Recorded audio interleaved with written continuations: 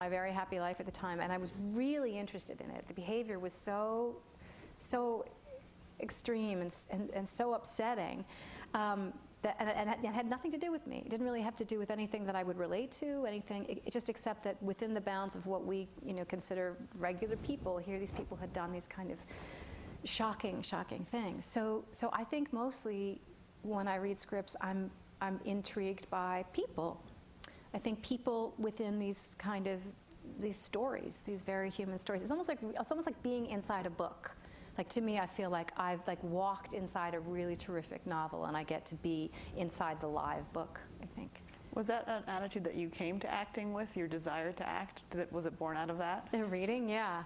Yeah, I was a big reader when I was a kid. We moved around a lot, and I was always like the first person at the library, checking out as many books as I could, and I loved it. And then when I started doing acting in school, it seemed like I was reading aloud. That's just, you just feel like you're in the story. So yeah, it was that kind of progression, I think.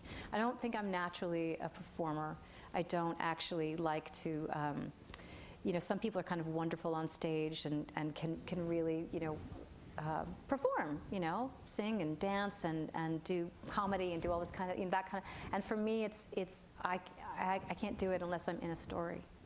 So you're coming at it from a more internal place. I think so, yeah. And you started out in soaps, right? Yeah. Yeah. Do you have any tricks that you learned in soaps? Soap acting is very specific that you still come back to. What's interesting about I forced myself to watch myself, because I'd come right out of college. I'd been out of college about a year when I got a job on the soap opera, and I was terrified, and I didn't know anything about camera acting. And so I'd watch, and I remember this one girl said to me, you have to make sure you're focusing on one of my eyes, because if you'll notice, Michael Caine does this in his video on acting. If you look at a person, you look at both their eyes, on camera your eyes will flicker back and forth. Back and forth, back and forth, back and forth. And you don't see that until you look at, until you actually look at the screen. And this other young actress said to me, no, you have to focus on, one thing, and you can change your focus. But so that kind of stuff. And there'd be all this tension in my face, and I learned to move the tension off camera. I was like, if I was going to have it, because it wasn't the place where I could be relaxed, I would just at least have it off camera. So I had my fists in a knot or something, anything, just to. But I kept. It let me learn how to work with a camera. That was really what it did. And you work every single day from 7 in the morning till 7 at night, and you really have to memorize a lot of stuff, and you fail, and so you learn from your mistakes. So you see yourself like, well, that was terrible. Okay, let me try this. Yeah. You didn't develop a taste for melodrama? Oh, who doesn't love melodrama? My favorite line from As the World Turns was about my boyfriend. I came down the stairs. I said to my mother, now that I know that Kevin is out of jail, I think I'll take a nap. So,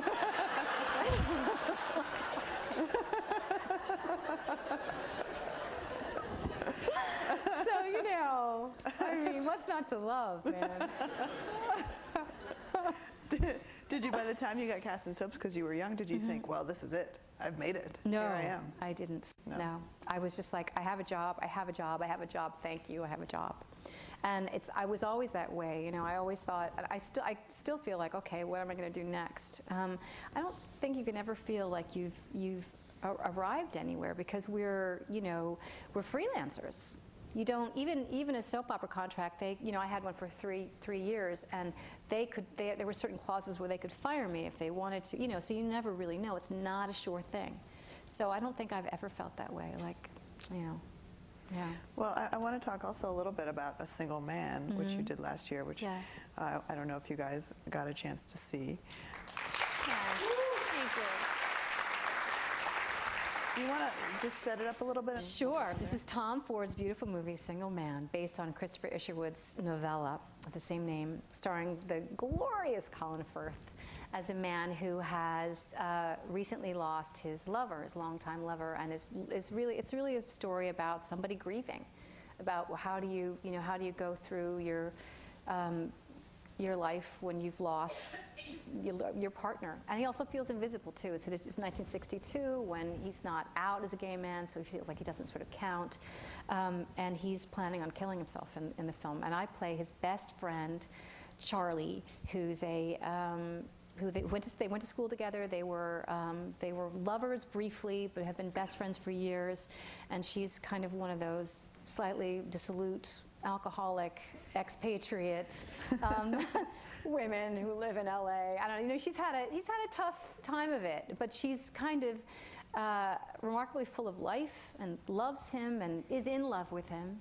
And Tom kind of wrote this beautiful like vignette, this kind of scene for Charlie and George in the middle of the movie. Did he write the part with you in mind? I mean, I know it's an adaptation. He said he did. I mean, he told me I was always his choice. And Tom and I've been friends for a long time and know each other from fashion things and stuff. And he always said, "Oh, I'm going to make a movie," and I was always like, "Oh yeah," And then I ran into him at the Met Ball, of all things, and I'm like, "Hey, how's it going with your movie?"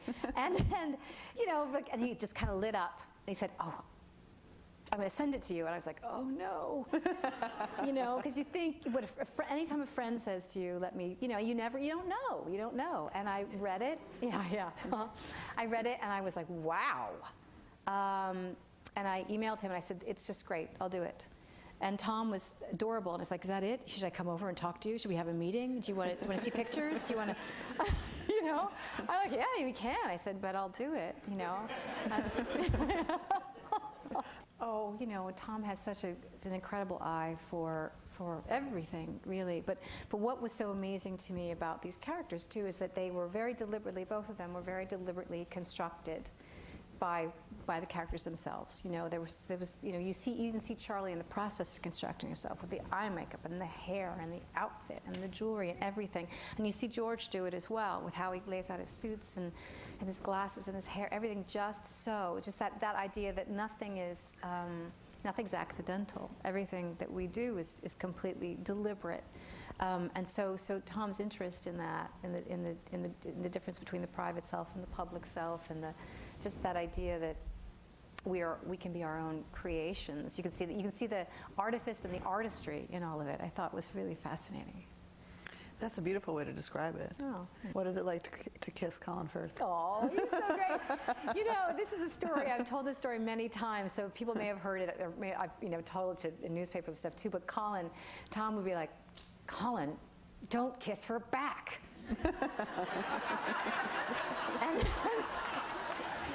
And Colin would go, "Oh, sorry, yeah." And I do it again, and I was like, "You're doing it again, Colin. You're gay. Don't kiss her back." But anyway, it kept going on that way, and finally, because what would happen was I'd kiss him, and Colin would go, like that toward me, and I'm like, I should keep your arms at your sides. Just don't lift it. Let me, because I could fall over. My mom's sloppy and everything, and I said, just just go like that. Don't, because the minute you lean into me, it's But what a great guy. We literally spent the entire 3 days we shot together talking nonstop about people we knew, knew in common. You shot that part in just 3 days? 3 days, yeah. Yeah, and that stuff that you just saw with the door, it was very late at night because we were shooting all night shoots. We were in a house, and it was supposed to be night, so it was dark, but it was early in the morning at that point. Do you like to have a lot of takes? No.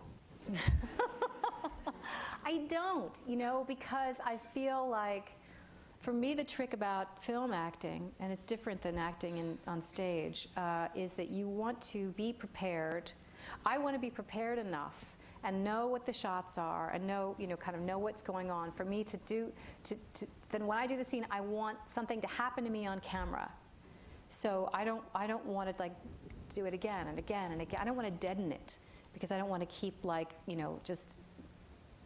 I don't always want to know exactly what I'm doing. I want to be taken by surprise by another actor's performance or by my reaction to something, because that's the trick. If you can have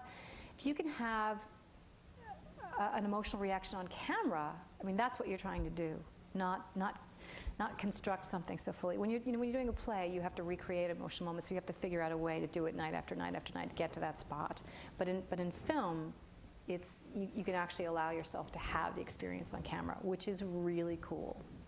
How does that work, though, for a sex scene? That has to be a little choreographed, right? Sex scenes are not real, I mean, that's not real. That's really, I mean, that's tricky because, mean, it depends on what you're communicating. You know, and the kids are all right. The onus was really off of us because it was comedic. So the most important thing that we're trying to, the most important thing we're doing is trying to make you laugh. We're really trying to make you laugh. And also, if you notice in the scene, like, I never even look at him. You know, it's sort of a great kind of rambunctious, fun connection thing. But in terms of being emotional and connecting, I never really look at him. Now, if you're doing a big, I think it's very difficult when you're doing a big, very romantic love scene. When I did End of the Affair with Ralph Fiennes, it's really it's a very, very sexy movie about what it means to be in love and to have a huge affair. And that's tough. That's tough to do.